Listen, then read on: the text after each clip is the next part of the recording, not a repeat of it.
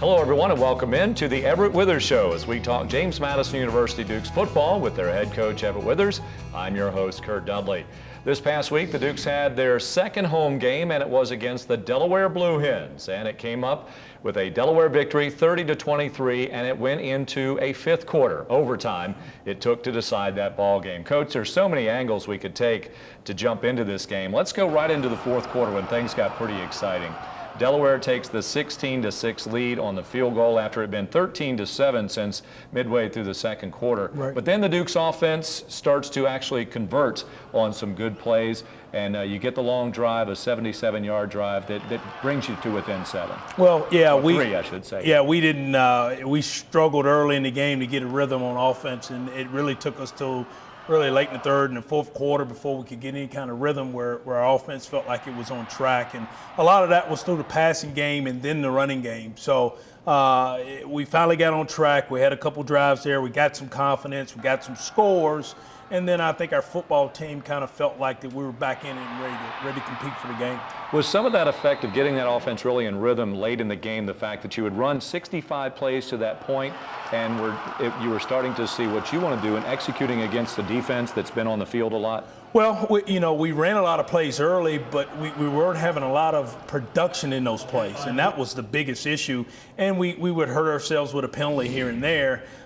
We just never got a drive going in the game that really was one that we felt good about. We went for it a couple of times on fourth down just to see if we can get some things going with some momentum. But I felt like it took that long for us to kind of get our rhythm going. And once we got it going, we felt good about it after that. When it was 16-13 after the touchdown, it was a bad lead to DeAndre Smith, 3-yard strike there. Yeah. And then a big defensive play. Gage Steele, who's been nursing some injuries, finally back in there. The ball stuck to his hand. Yeah. What a tremendous interception it was that gave your Dukes a chance to tie it up. Yeah, that was a big play for our football team, and obviously a big play for Gage. Gage has been battling, again, like you talked about, injuries through training camp, and really this game was his first real action to kind of get in the game and be a starter in the game. And for him to come up with that play was huge for us, and it gave us a lot of momentum that we could go forward and get the game to overtime. It really wasn't the prettiest of field goals, but it doesn't matter how pretty it is as long as it splits the upright, as the 43-yarder by Connor Arnone ties it up for you. Things are feeling pretty good on the sideline at that point? Yeah, well, we felt, we had a lot of momentum going. I felt like our kids were really, truly, they were never really out of the game, but we felt like now it's our game. So we felt really good about where we were headed. You had Delaware pinned up, and they're at their own 14-yard line. But for the second time in the ball game, they break loose on a short pass that goes for a long run. Unfortunately, in this case, the coverage was good, except that Taylor Reynolds fell down. Yeah, he had good coverage on the receiver. He tripped and fell. And obviously, when those things happen, what can you do when something like that happens? You have to regroup your team, and we were able to regroup and go down the field and have some success there late.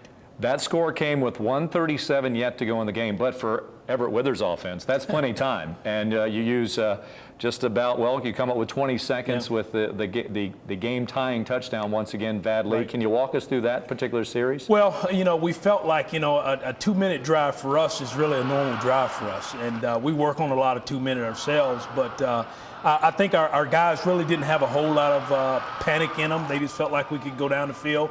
We had a penalty that helped us down in that drive. But we felt very confident about taking the ball down the field with 1minute, 30-odd seconds left and having some success, and we were able to do that. Now, in the overtime, Delaware gets the first possession. Right. So that way you know what you have to do. Delaware does get the score. And you were telling us earlier this week that you wish you would have, if you got a chance to do it over again, you would have called a different coverage on the play that actually scored? Yeah, I think they're late. We were in a man-to-man coverage down there tight on the goal line, and they gave us a bunch set into the boundary, which is one of the hardest formations to cover into the boundary in man-to-man.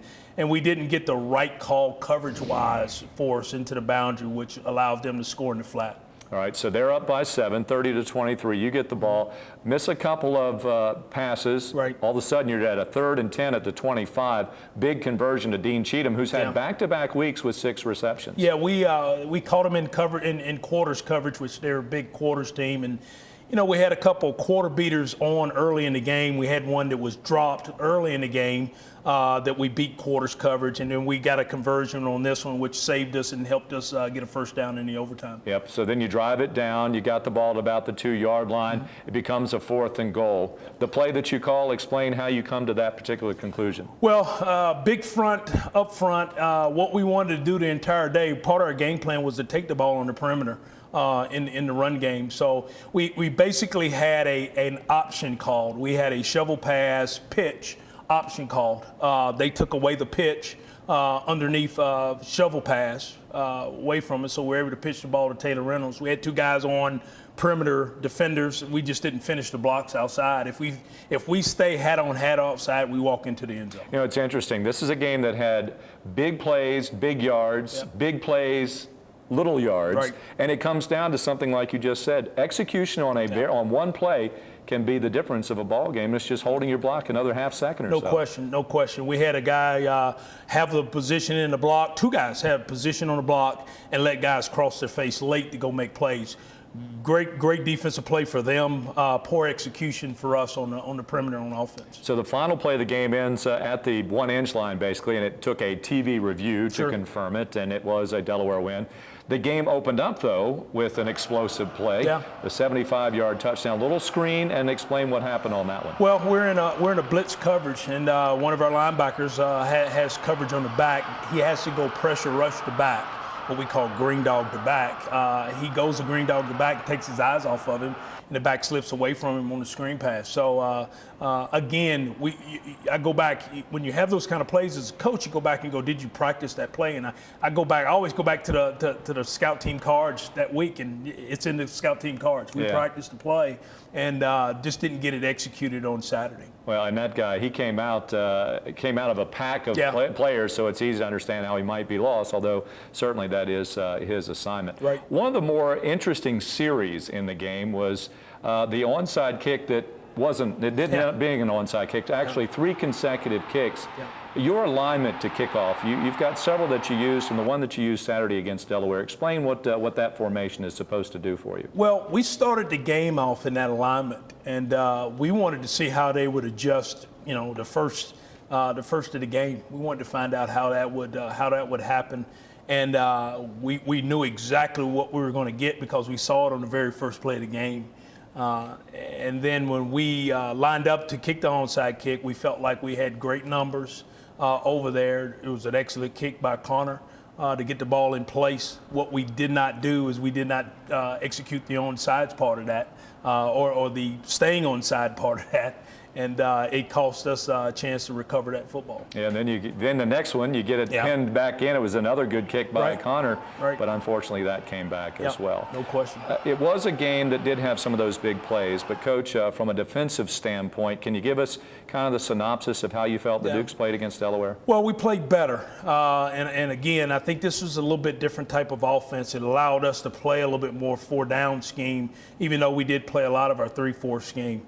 It allowed us to put an edge on a run game that we felt like there was a good run game with a good offensive line. Allowed us to play a little bit more 9 technique with our defensive ends. And Sage Harrell obviously had a big game. Brandon Lee had a good game. Alex Mosley had a good game up front. I felt like we were more aggressive in attacking up front. We pressured more on early downs because we wanted to jump start our defense. And to do that, you have to bring guys and not just sit in base fronts and coverages. So we did that more, and it was successful for us. Another player that you moved, we got about a minute here. Another player you moved was Marquise Woodyard to the defensive side of the ball, and he's shown some pretty good flashes there in Saturday's ball game. Yeah, Marquise started for us at nickel. Again, obviously, I really wish I'd have moved him. Back in the spring, he would have a whole lot more experience, even though he was a defensive back in high school. But he's provided us some depth over there that we needed. We've had some from injuries. We've lost basically Quayshawn Williams for the season. So we need to have a guy in that nickel position that's athletic, that's got some ability, that can blitz, that can rush, and it allows us to do some different things with Dean Marlowe also. All right, so that was it. The Dukes in the final 30-23, dropping the Dukes to 2-3 overall and to 0-2 in the CAA. Later in the show, we'll talk about the Dukes' next opponent, the UAlbany Great Danes. But first, we're going to take a timeout, and when we come back, we've got some Chalk Talk for you right here on the Coach Everett Withers Show. Office products, we buy right so you can too. That's right. At Office Products, we do things right. With our multi-million-dollar inventory of new, used, and refurbished furniture, you're sure to find exactly what you're looking for. From desks to chairs, filing cabinets, and so much more. All the major brands that you're looking for. Office products, we buy right so you can too. Office Products, we do things right. Hey, did you know Harrisonburg Nissan has the best selection of pre-owned cars in the Valley? With something for everyone. Best selection, locally owned, #1 volume dealer, it all adds up. Check it out at harrisonburgnissan.com. Clear to zip. Break a little. That's good. Good job. Game on.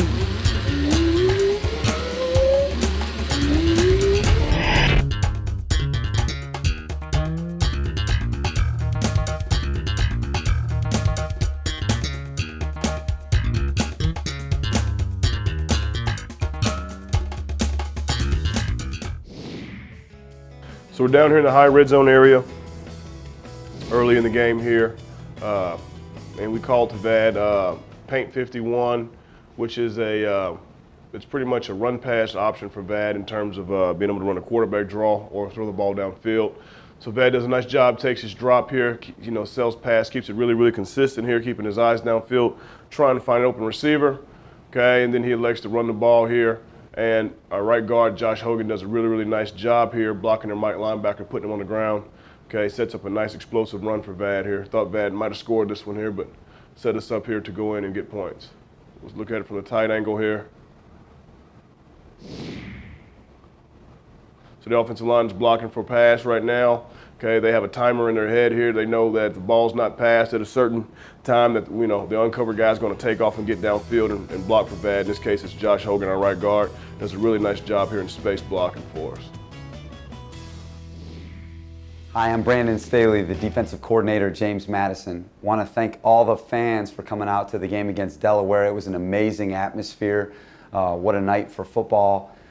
Purple and gold was everywhere in the stands, and we just really appreciate everybody's support. We definitely had a home field advantage, and we're really, really disappointed we didn't finish it out, but we know that there's a lot to look forward to, and we just appreciate all the support from JMU Nation. I'm here to review 2 plays in the game that were really, really big plays for the JMU defense. The first play happened in the first quarter, or in the second quarter, early in the game, and going into this football game, Delaware is a really balanced team. They do a really good job of mixing personnel groupings. They're a run-oriented team, and what they do is they like to set up really deep play-action passes off of their run action. And we practiced all week long defending what we call block-em-up shots, where they block up the play and are trying to throw the ball vertically down the field for big chunk plays. You'll see a 2 tight end formation here, all right? 2 tight ends on each side, 1 wide receivers. They brought the splits in close, which is obviously a trigger for a deep pass pattern. We're in a base call. We've really got 2 deep players. We've got Taylor Reynolds, who's the field corner, Dean Marlowe, who's the boundary safety. We're in a form of 2 deep zone. We're rushing Sage Harold, all right, from the bottom. And if you see, at the bottom, we get the matchup that we want. We get Sage matched up against a tackle who really was one of their best players. And we're able to get this guy free in a one-on-one matchup. Having Sage on the edge has been a really big advantage for us. He had a great game, as most of you guys saw. But what the average fan may not see is that we've got great play recognition by the 2 linebackers, Kyrie Hawkins and Gage Steele. And they're really able, all right, to get deep into the zone, all right? And so you've got really a double post concept, all right, with a wheel route coming from the field by the field receiver. And what we're able to do is we're able to pass, all right, the inside post to the field corner, and then Dean's able to split his landmark and play the boundary post. And then Jimmy Moreland, all right, after rerouting number 1, is able to sink and really play this wheel route coming from the field. And so if you see it from the tight shot, not only do we get the matchup with Sage, all right, but we get great underneath drops by the linebackers. And as you can see, all right, when the quarterback pulls up, there's nowhere to throw the ball, and there's a lot of purple jerseys. And we're able to get the sack. Sage got the ball out, and we were just, inches short of picking up a fumble there. Learning more about JMU football every week here on the Coach Everett Withers Show. Well, a gentleman who's learned a lot about the NFL. He played for the Dukes in the mid-90s and has been in the front office with a couple of organizations. Right now, he's up there with the Rooneys at Pittsburgh. And I'm talking about Samir Suleiman, who was here back in August, and we had a chance to chat with the former JMU football Duke.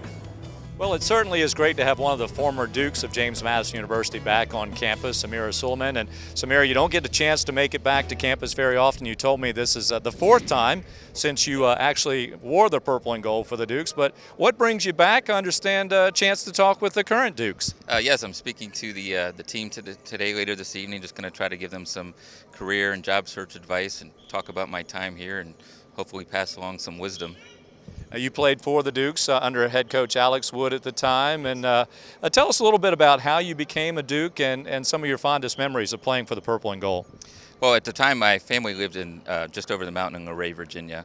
So JMU was, they were recruiting me early on in the process, and I liked that. I enjoyed that. And the chance to play for my family and friends, only 45 minutes away was definitely high on the list. And I knew that James Madison had a good business school, and of course Gary Clark played here, so being a receiver I thought I was going to be the next Gary Clark, which didn't turn out that well, but yeah, it was a great experience here. I wouldn't change it for anything. I'd go here again if I had to. So it did not take you very long to find a career path. You jumped right into the NFL soon after you graduated.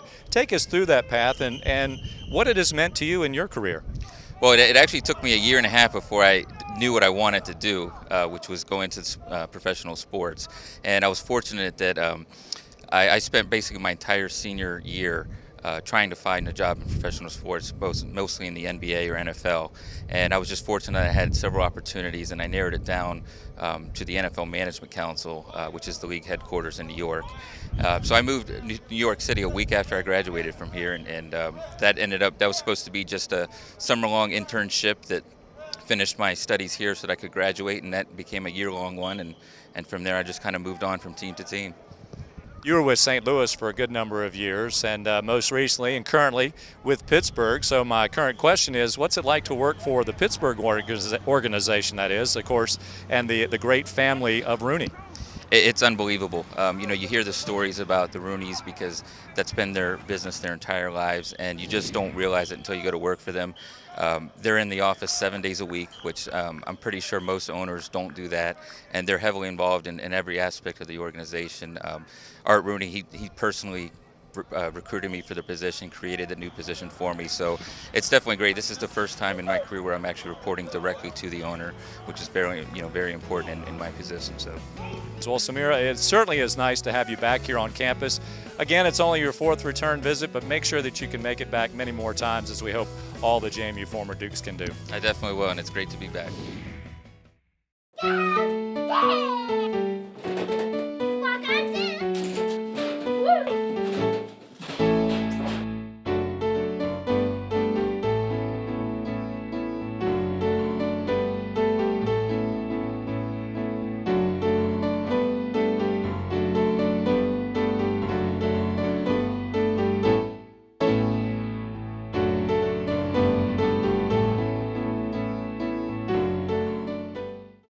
Did you know Harrisonburg Nissan is 24 years old and locally owned? Plus, you can shop from home 24/7 online with our express buying service.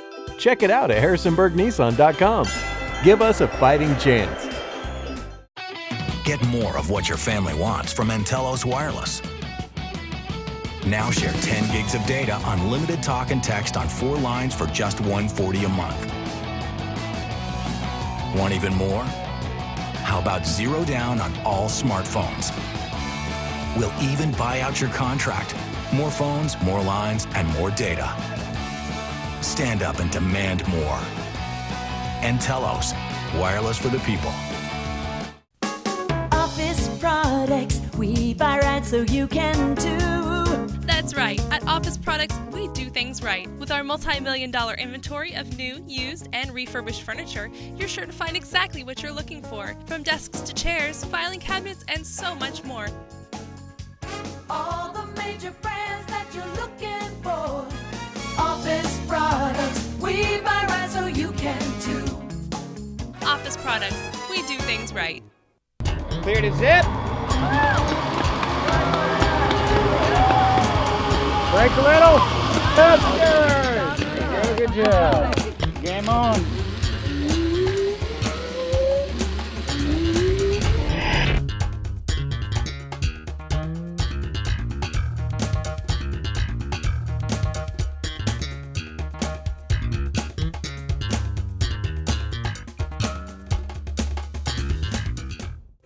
Come closer. Yeah, that's it. If you buy now at Harrisonburg Nissan, you won't have to make a payment till 2015. But don't tell anyone. If the word got out, everyone will be buying there. Check it out, harrisonburgnissan.com. Welcome back to the Everett Withers Show, everyone. Well, at one time he played against the Dukes when he played for Jack Cosgrove at the University of Maine, and now he is coaching the JMU defensive lineman, and that is Antoine Smith. We had a chance recently to, well, help to introduce him to you, the JMU Nation. Got into coaching, really, I was done playing at Maine and didn't make it to the next level.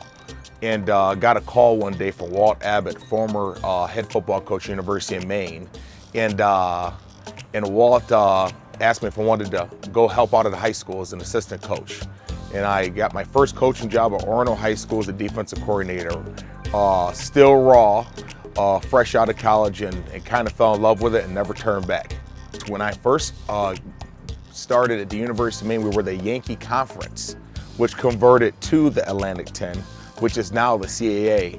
But I was recruited by several different Yankee Conference schools at the time, and visited Maine and felt like that was the best opportunity for me. And was recruited by a guy who's now with the Indianapolis Colts, Joe Gilbert, who just made me feel at home and really took care of me, and ended up going to Maine. Started in Maine basically 3 years and a couple games, and played for Coach Cosgrove and went back to work for Coach Cos. So I got a chance to be on both ends of the spectrum with Jack Cosgrove, and I have a lot of respect for him. The biggest thing I was excited about was really coaching in the conference that I played in. Have played against JMU and coached against JMU at two different places, Youngstown State and at the University of Maine. And thought, you know what, it's a great venue, football is important there, but the most important thing was I'm going to go work for a place with an unbelievable academic reputation. And that's kind of was the biggest thing that I looked at, being at places like Lafayette College, College of the Holy Cross, Miami of Ohio, which is a Harvard of the Midwest, and now JMU. I have been acclimated to the academic culture of athletics, which is really neat. I love to fish. I enjoy the mountains here in the Harrisonburg area. I'm having a great time with my defensive line. We are young up front, and we're growing together, and we're getting better every day. And I can't wait to go back to Maine to get some lobster and mussels. Get more of what your family wants from Telos Wireless. Now share 10 gigs of data, unlimited talk and text on 4 lines for just $140 a month. Want even more? How about 0 down on all smartphones? We'll even buy out your contract. More phones, more lines, and more data. Stand up and demand more. And Telos, wireless for the people.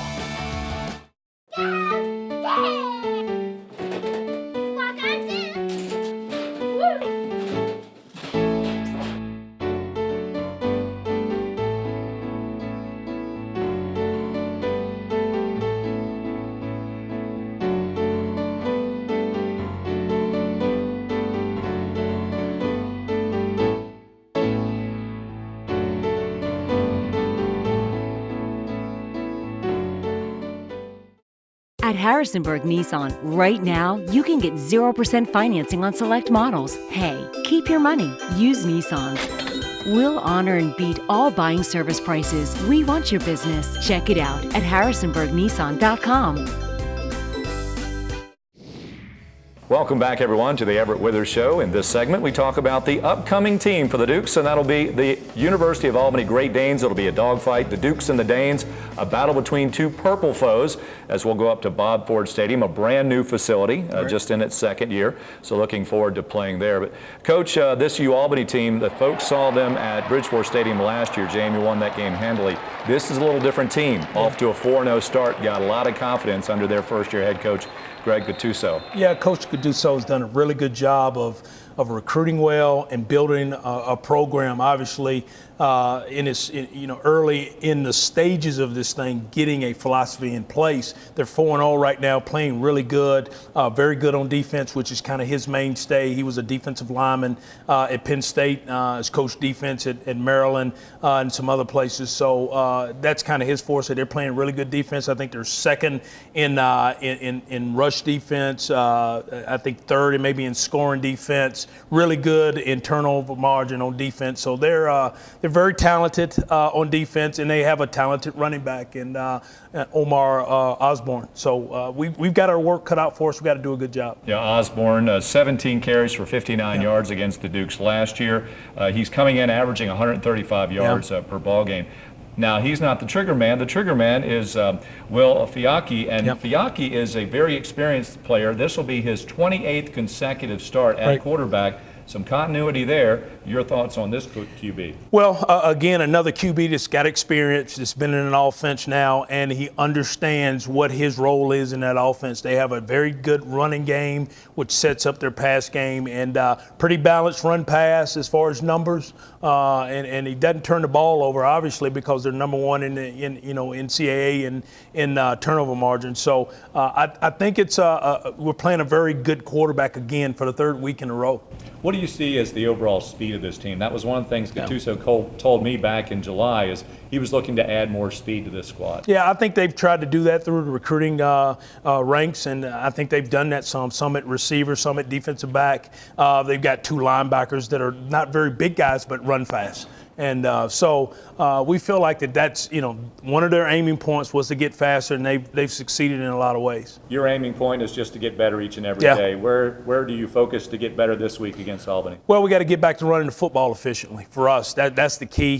We got to continue to grow defensively, keep getting better in that aspect, and we got to fix some things in our kicking game and be more consistent in our kicking game. We do those three things this week. That's kind of the objectives, and go play as hard as we can, and hopefully come out with a victory. Dukes have been playing hard, but looking to square their record at 3-3 and pick up their first CAA victory. The Dukes at UAlbany this Saturday at 6 o'clock. Thank you for joining us this week on the Coach Everett Withers Show. Have a great football week.